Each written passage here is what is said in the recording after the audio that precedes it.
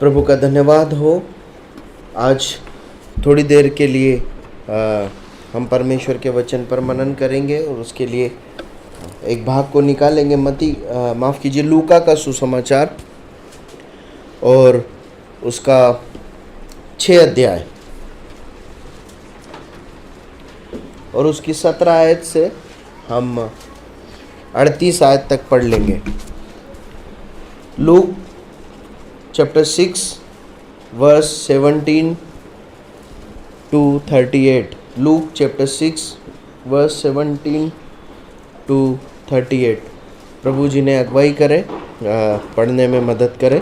ज़ोर से पढ़ें ताकि सब लोग सुन सके और बाकी सब लोग ध्यान से उस भाग पर मनन करें। तब वह उनके साथ उतरकर फरस जगह में खड़ा हुआ और उसके चेलों की बड़ी भीड़ और सारे यहूदिया, यरूशलेम और सूर और सैदा के समुद्र के किनारे से बहुत लोग जो उसकी सुनने और अपनी बीमारियों से चंगा होने के लिए उसके पास आए थे वहाँ थे। और अशुद्ध आत्माओं से सुखाए हुए लोग भी अच्छे किए जाते थे। तब सब उसे छूना चाहते थे क्योंकि उसमें से सामर्थ निकल कर सब कुछ चंगा करते थे। तब उसने अपने चेलों की ओर देखकर, धन्य हो तुम जो दिन हो, क्योंकि परमेश्वर का धन्य हो तुम जो दिन हो, क्योंकि परमेश्वर का राज्य तुम्हारा है। धन्य हो तुम जो अब भूखे हो, क्योंकि तृप्त किए जाओगे। धन्य हो तुम जो अब रोते हो, क्योंकि हंसोगे। धन्य हो तुम जब मनुष्य के पुत्र के कारण लोग तुमसे बैर करेंगे और तुम्हें निकाल देंगे और तुम्हारी निंदा करेंगे और तुम्हारा नाम बुरा जानकर काट देंगे। उस दिन आनंदित होकर उछलना, क्योंकि देखो तुम्हारे लिए स्वर्ग में बड़ा प्रतिफल है। उनके बाप दादे भविष्यवक्ताओं के साथ भी वैसा ही किया गया। परंतु हाय तुम पर जो धनवान हो, क्योंकि तुम अपनी शक्ति पा चुके, तो अपनी शांति पा चुके। हाय तुम पर जो अब तृप्त हो, क्योंकि भूखे होंगे। हाय तुम पर जो अब हंसते हो, क्योंकि शोक करोगे और रोओगे। हाय तुम पर जब सब मनुष्य तुम्हें भला कहें, क्योंकि उनके बाप दादे झूठे भविष्यवक्ताओं के साथ भी ऐसा ही किया करते थे। परंतु मैं तुम सुनने वाले से कहता हूँ कि अपने शत्रुओं से प्रेम रखो, जो तुमसे बैर करे उनका भला करो, जो तुम्हें श्राप दे उनको आशीष दो, जो तुम्हारा अपमान करे उनके लिए प्रार्थना करो।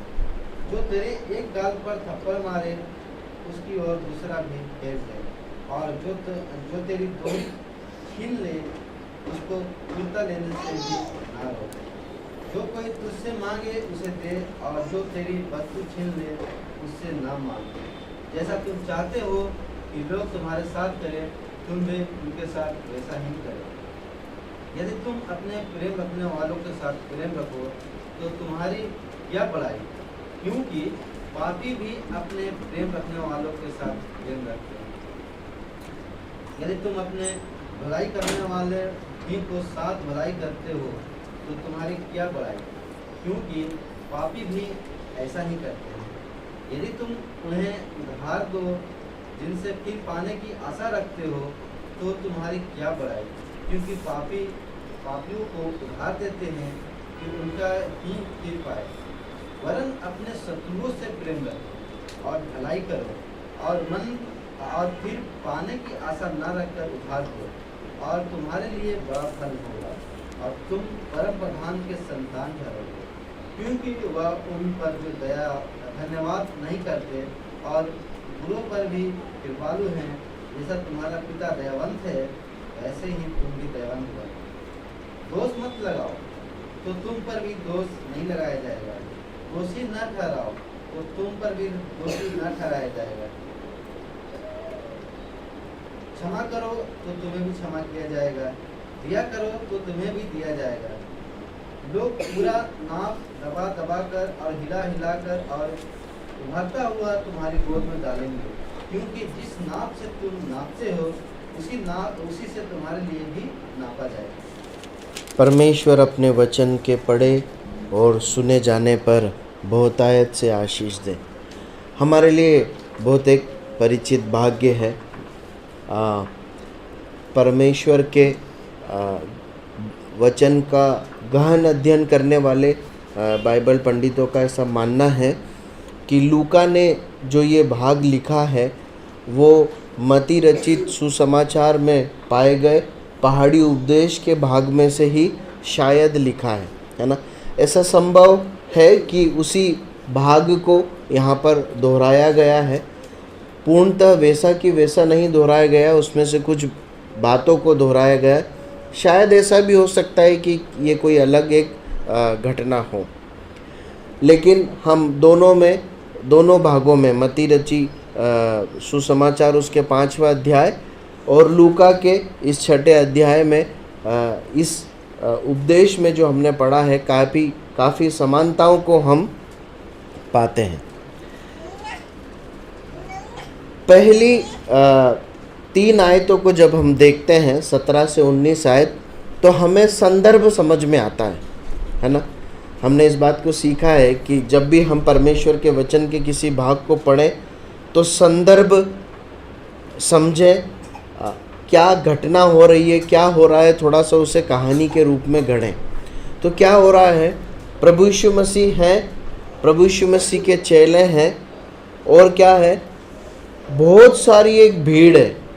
उस भीड़ में यहूदी लोग भी हैं, यहूदी में जो है शास्त्री फरीसी, ये इनमें से भी कुछ लोग होंगे, आम जनता भी होगी, साथ ही साथ अन्य जाति लोग भी हैं, है ना। सूर और सैदा के जो है स्थानों से भी लोग आए हुए, मतलब प्रभु के शिष्य और उसके अलावा इस्राएली जाति के लोग और अन्य जाति के लोग, हर प्रकार के धर्म और जाति के लोग, बड़ी भीड़ वहाँ पर एकत्रित है। यह है संदर्भ। अब वहाँ पर क्या हो रहा है, प्रभु यीशु मसीह बीमारों को चंगा कर रहे हैं, है ना। कुछ लोग दुष्ट आत्माओं से चंगाई पाने आए हैं, कुछ लोग बीमारी से चंगाई पाने आए हैं। और इस प्रकार वहाँ पर प्रभु यीशु मसीह की उपस्थिति में ये इस प्रकार एक समय है। अब देखिए 19वीं आयत में हम इस प्रकार पढ़ते हैं, और सब उसको छूना चाहते थे क्योंकि उसमें से सामर्थ निकलकर सबको चंगा करती। पहली बात जो हम इस भाग से सीखते हैं, सांसारिक भक्ति, सांसारिक रीति से परमेश्वर के पास आने का नज़रिया और प्रभु यीशु मसीह की सच्ची शिष्यता या प्रभु यीशु मसीह की सच्ची भक्ति में अंतर को हम यहाँ देखते हैं। यहाँ पर लिखा है लोग उसे छूना चाहते हैं। क्यों छूना चाहते हैं? क्योंकि क्या मिले? चंगाई मिले, है ना। देखिए संसारिक भक्ति की, परमेश्वर के पास आने के संसारिक एक नज़रिया, सोच या प्रेरणा को हम यहाँ पर देखते हैं। लोग प्रभु यीशु मसीह को छूना चाहते हैं, पाना चाहते हैं क्या? नहीं पाना चाहते, है ना। सच्ची भक्ति क्या है मालूम है?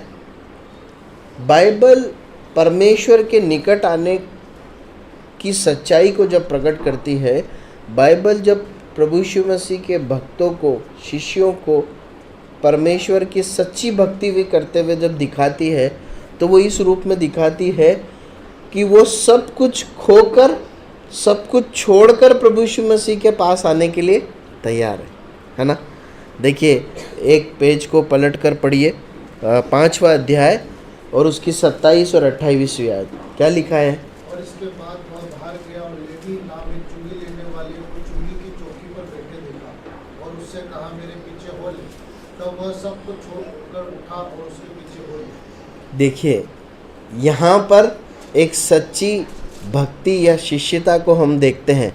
परमेश्वर के निकट आने, प्रभु यीशु मसीह के समीपे में आने की एक सच्ची प्रेरणा या भूख को हम यहाँ पर देखते हैं। देखिए आप बार बार परमेश्वर के वचन में सुसमाचारों में पढ़ेंगे कि भीड़ की भीड़ उसे उसके पीछे चलती थी, भीड़ उसे बरन दबाती थी, ये आलम थे। लेकिन उसमें से कितने प्रभु यीशु मसीह के पीछे सच्चाई से क्रूस उठाने को चलने को तैयार थे? कुछ गिने चुने लोग तैयार थे। पहली बात हम जो सीखते हैं, सांसारिक भक्ति या सांसारिक रीति से परमेश्वर के निकट आने का नज़रिया और परमेश्वर के वचन में परमेश्वर के पास आने का नज़रिया या भक्ति दोनों अलग अलग है। प्रियो, हमें आज अपने जीवन में जांचना है कि हम किस रीति पर चल रहे हैं, है ना? क्या हम परमेश्वर के पीछे इसलिए चल रहे हैं कि हमें कुछ मिले? क्या हम कलीसिया में इसलिए आते हैं कि हमें कुछ मिले, या हमारी कलीसिया में आना, परमेश्वर की भक्ति करना औपचारिकता है? परमेश्वर का वचन बताता है कि हमें कीमत चुकाकर परमेश्वर के पीछे चलना है। एक और उदाहरण हम देखते हैं, मत्ती 19वां अध्याय उसकी 21 और 22वीं आयत। मत्ती 19, 21 और 22वीं आयत पढ़िए, क्या लिखा है?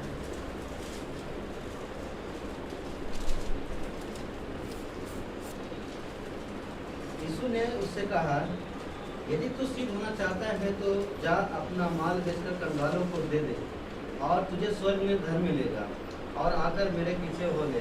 परंतु वह जवान यह बात सुनकर उदास होकर चला गया कि वह बहुत धनी था। यहाँ पर एक और चित्र देखते हैं जहाँ पर पता ये व्यक्ति क्यों आया था प्रभु यीशु मसीह के पास? बताएंगे आप? क्या पाने आया था? अनंत जीवन पाने आया था, है ना? फिर वहाँ पर बहुत सारी बातें होती है। फिर प्रभु अंततः उसे बोलते हैं कि सच में अनंत जीवन पाना है ना, सब कुछ बेच दो, मेरे पीछे आ जाओ। अब क्या हुआ? अब अनंत जीवन नहीं चाहिए, अनंत जीवन अब नहीं चाहिए। क्यों नहीं चाहिए? क्योंकि उसके लिए क्या करना पड़ रहा है? संसारिक भोग विलास, धन को, जो कुछ सुख है उसे छोड़ना पड़ रहा है। प्रियो, अगर आप सच में परमेश्वर के पीछे चलना चाहते हैं ना, तो परमेश्वर आपको ज़रूर कुछ बातों से अलग हटने के लिए बोलेगा, छोड़ने के लिए बोलेगा, अलगाव करने के लिए बोलेगा, और उसका इनकार करके जो बातें आप सुख देती है या सांसारिक रीति से तृप्त करती है, उसे ना कहकर अपने पीछे चलने के लिए बुलाएगा। अगर चलेंगे तो सच्ची शिष्यता और भक्ति है, यदि नहीं चलेंगे तो मालूम है सच्ची शिष्यता नहीं। प्रभु सहायता करे। हम पहली बात सीखते हैं, परमेश्वर के वचन में के अनुसार हमें सच्ची भक्ति या सच्चाई से प्रभु के पीछे चलना है, जिसमें कीमत चुकाना शामिल। दूसरी बात की ओर आगे बढ़ते हैं। अब इसकी 20वीं आयत को पढ़ते हैं। वहाँ पर ऐसा लिखा है, तब उसने अपने चेलों की ओर देखकर कहा। मत्ती में भी हम इस भाग को एक बार पढ़ लेते हैं। मत्ती 5वां अध्याय और उसकी पहली आयत, है ना, जिसका जिक्र हम कर रहे थे। वहाँ ऐसा लिखा है, वह इस भीड़ को देखकर पहाड़ पर चढ़ गया और जब बैठ गया तो उसके चेले उसके पास आए और वह अपना मुंह खोलकर उन्हें उपदेश देने लगा। देखिए, जब मैं इसे मनन कर रहा था, और कई बार मैंने प्रभु के दासों से भी इस प्रकार से सुना है कि हालांकि बहुत बड़ी भीड़ है, लेकिन प्रभु यीशु मसीह मुख्य रूप से अपने शिष्यों से यहाँ पर बातें कर रहे हैं। लूका में भी ये प्रकट हो रहा है कि वो मुख्य रूप से प्रभु यीशु मसीह अपने चेलों से बात कर रहे हैं, और जो है मत्ती में भी ये प्रकट होता है कि प्रभु यीशु मसीह अपने चेलों को संबोधित कर रहे हैं मुख्य रूप से। अगली बात जो हम सीखते हैं वो ये है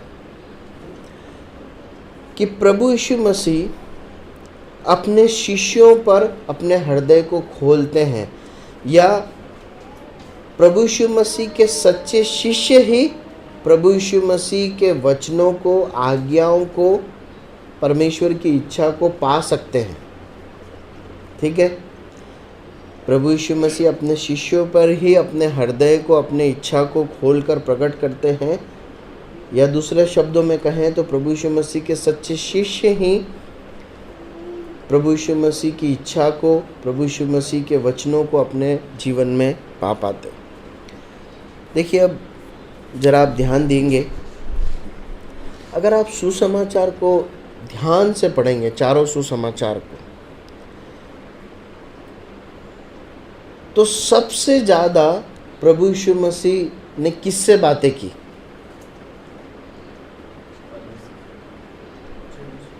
चेलों से, है ना।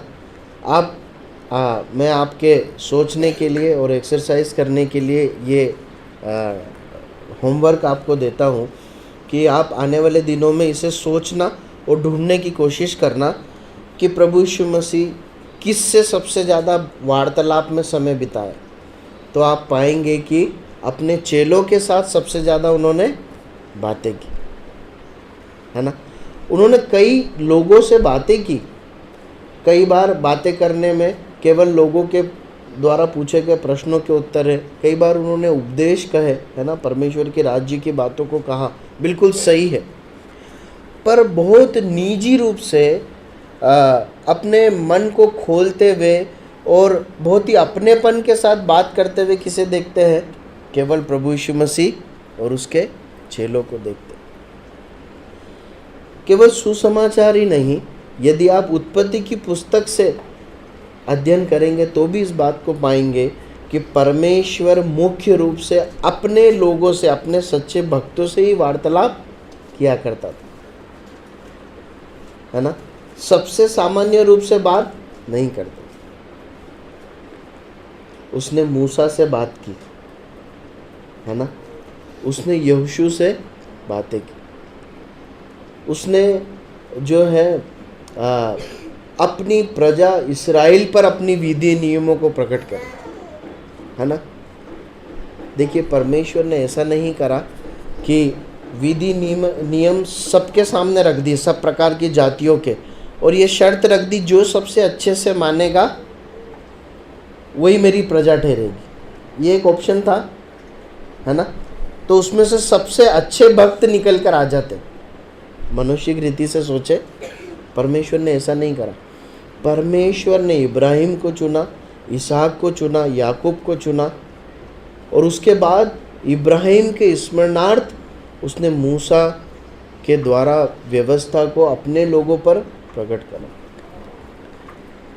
प्रियो, परमेश्वर अपने लोगों से बात करता है, मालूम है, अपने सच्चे शिष्यों से बात करता है। परंतु कई बार विडंबना क्या है मालूम है?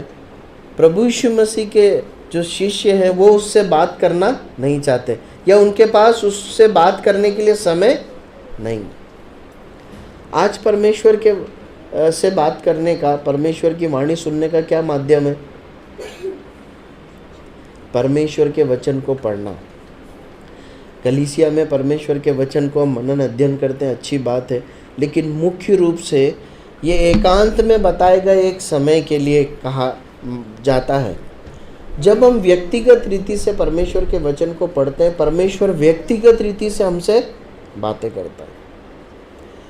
प्रभु सहायता करे कि हम इस महत्व को समझे कि यह हमें दिया गया है कि हम परमेश्वर की वाणी को सुने और फिर जाकर लोगों को सुनाएं, लोगों को बताएं।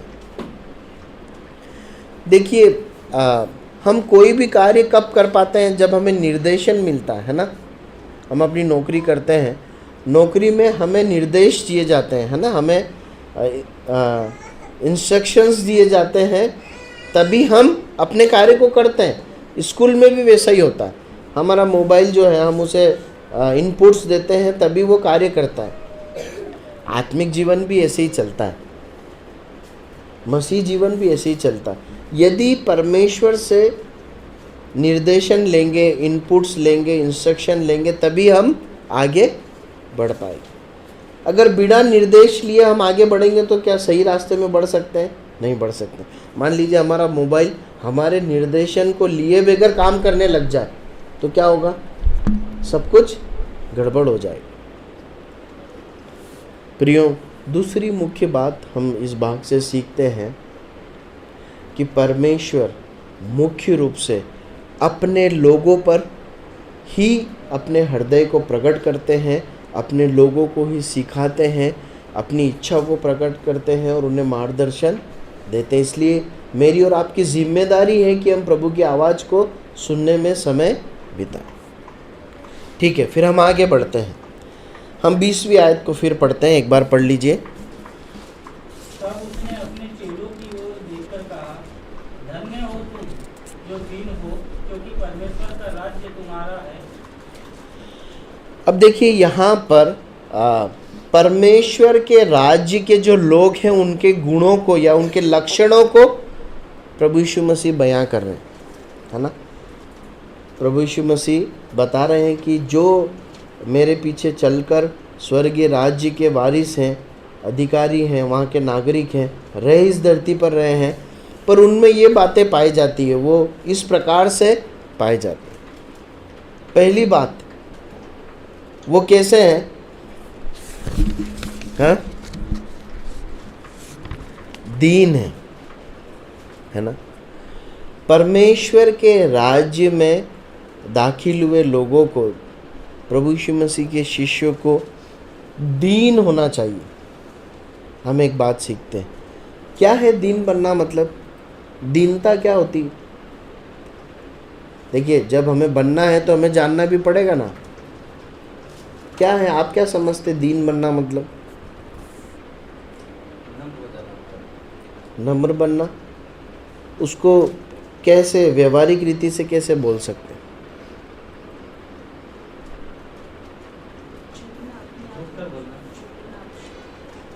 झुकना। झुकना मतलब थोड़ा और सरल करें तो हम बड़े हैं, मतलब हमारे पास हो सकता है सर उठाने के लिए कुछ ऐसी योग्यताएं हों, पर हमें उससे नीचे का स्तर का व्यवहार करना, है ना, नम्र बनना। और बिल्कुल सही एक प्रत्युत्तर है, आंसर है। और कुछ समर्पण करना। देखिए, बाइबल में हम किसी को दीन रूप में देखते हैं क्या?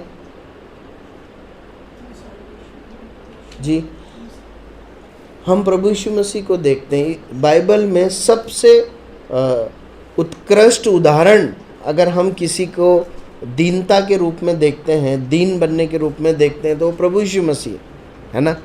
देखिए, प्रेरितों के काम 8 अध्याय 32 और 33 आयत पढ़ी।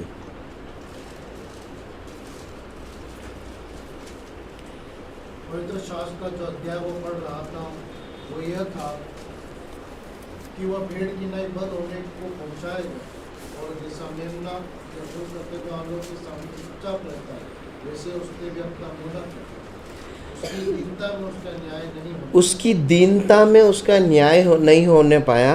और ये भाग जो लिया गया है वो कहाँ से लिया गया? यशायाह की पुस्तक 53वां अध्याय 7 आयत भी पढ़ लीजिए।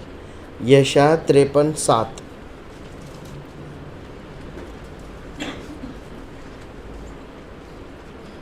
क्या लिखा? वह सताया गया तो भी वह सहता रहा और अपना मुंह न खोला। जिस प्रकार भेड़ वध होने के समय और भेड़ी ऊन कतरने के समय चुपचाप शांत रहती है, वैसे ही उसने भी अपना मुंह न खोला। अत्याचार करके और दोष लगाकर वे उसे ले गए। उस समय के लोगों में से किसने इस पर ध्यान दिया कि वह जीवितों के बीच में से उठा लिया गया? बस काफ़ी। देखिए, यहाँ पर हम प्रभु यीशु मसीह से दीन बनना सीख सकते हैं, है ना।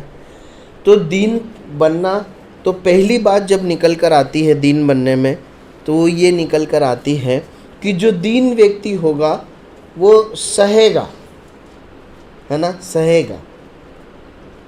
जिस भाग को हमने पढ़ा वहाँ पर हम प्रभु यीशु मसीह को सहते हुए देखते हैं।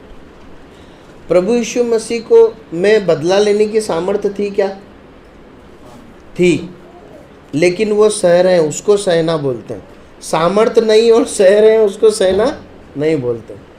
प्रभु यीशु मसीह में बदला लेने की सामर्थ्य थी, लेकिन इसलिए कि वो जिस उद्देश्य के लिए इस धरती पर आए थे उन्हें पूरा करना था, वो क्या कर रहे हैं? सह रहे हैं। तो दीनता में पहली बात निकल कर आती है सहना, दूसरी बात निकल कर आती है बदला न लेना, है ना, और तीसरी बात निकल कर आती है जिस स्तर के आदर के योग्य हम हैं वो पाने की इच्छा ना रखना, है ना। जिस स्तर के आदर के योग्य हम हैं वो पाने की इच्छा न रखना या उस आदर को एक तरफ कर देना। प्रभु यीशु मसीह ने वही किया। हम यशा में ही पढ़ते हैं कि वो हमारे सामने इस प्रकार प्रकट हुआ जैसे निर्जन भूमि में कोई अंकुर निकल पड़े, उसकी ना कोई सुंदरता थी। देखिए, दीन बनना मतलब हमें सहना है। अगर हम परमेश्वर के वचन को पढ़ें, रोमियो की पत्री 15वां अध्याय 1 आयत में, तो वहाँ पर इस प्रकार लिखा है, आप लिख लीजिए, मैं आपके लिए बता देता हूँ। रोमियो 15 का 1 में लिखा है, बलवानों को चाहिए कि निर्बलों की निर्बलता को सहे। देखिए, कई बार है ना, हमें आपसी विश्वासी भाई बहनों के कड़वे व्यवहार को भी सहना पड़ सकता है। बाहर के लोगों के साथ भी ऊपर नीचे व्यवहार, बात को, परिस्थितियों को सहना पड़ सकता है। जो सहता है वो कौन है मालूम है? कमजोर नहीं है, आप समझ रहे, बलवान है। परमेश्वर के वचन में क्या बताया गया? बलवान लोग क्या करते? सहते हैं। अगर आप सह पा रहे हैं ना, इसका मतलब आप कमजोर नहीं है। देखिए, दुनिया की परिभाषा में जो सहता है वो कौन है? कमजोर है, कायर है। बाइबल क्या बता दी? जो सहता है वो कौन है? बलवान है। इसका मतलब क्या है मालूम है?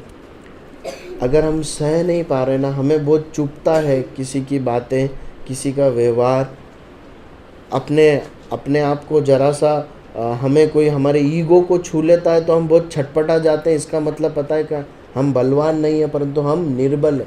हमें बलवान बनने की आवश्यकता है। प्रभु सहायता करे कि हम में स्वर्गीय राज्य के नागरिकों के लक्षण पाए जाएं जो प्रभु ने हमें बनाया है ना, हम दीन बन सके। अगली बात पे आते हैं, चौथी बात पे। उसकी 20 आयत में हम पढ़ते हैं, माफ़ कीजिए 21वीं आयत में क्या लिखा है? धन्य हो तुम जो अब भूखे हो, क्योंकि तृप्त किए जाओगे। धन्य हो तुम जो अब रोते हो, क्योंकि हंसोगे। अगली बात हम देखते हैं, तुम भूखे हो, तुम तृप्त किए जाओगे। अगली बात हम सीखते हैं वो ये है, परमेश्वर के राज्य के चेले में, जो परमेश्वर के राज्य में प्रभु यीशु मसीह का चेला है, उसे आत्मिक भूख होती है। आत्मिक भूख होती है ना।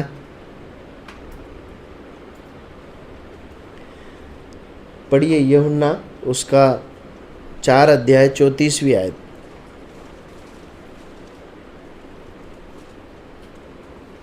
यूहन्ना 4:34।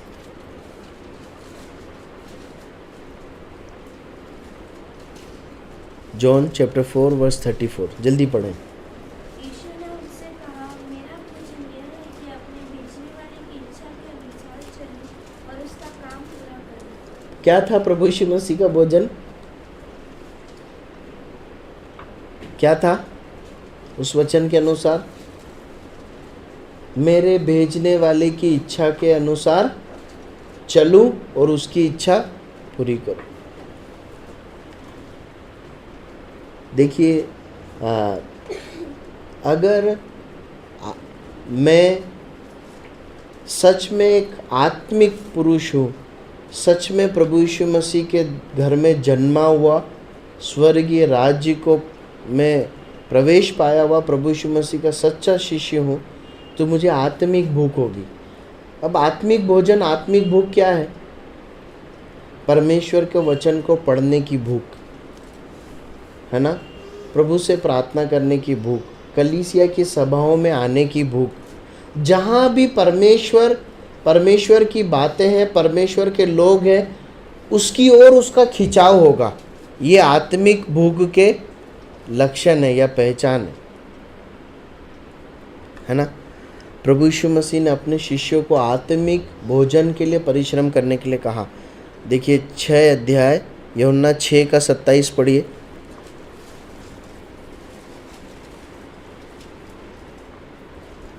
वरन उसे न्याय करने का भी अधिकार दिया है, इसलिए कि वह मनुष्य का पुत्र। यूहन्ना 6 का 27 है क्या? नाशवान भोजन के लिए परिश्रम न करो, परंतु उस भोजन के लिए जो अनंत जीवन तक बढ़ता है, जिसे मनुष्य का पुत्र तुम्हें देगा, क्योंकि पिता अर्थात परमेश्वर ने उसी पर छाप कर दी है।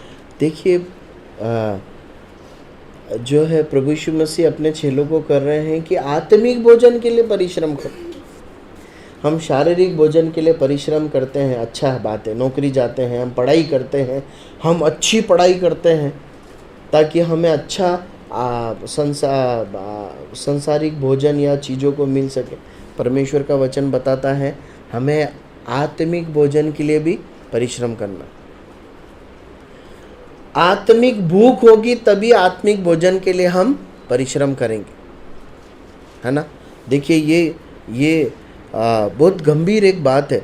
यदि एक विश्वासी में आत्मिक बातों के लिए रुचि नहीं है, वचन पढ़ने, प्रार्थना करने, कलीसिया में आने के लिए सुस्ती है, परमेश्वर के लोगों के साथ मज़ा नहीं आता, आत्मिक भूख नहीं है, मतलब एक गंभीर बात है। पता है क्या है? वो बीमार है आत्मिक रीति से। एक व्यक्ति जब शारीरिक रीति से बीमार होता है तो सबसे पहले उसका क्या छूट जाता है?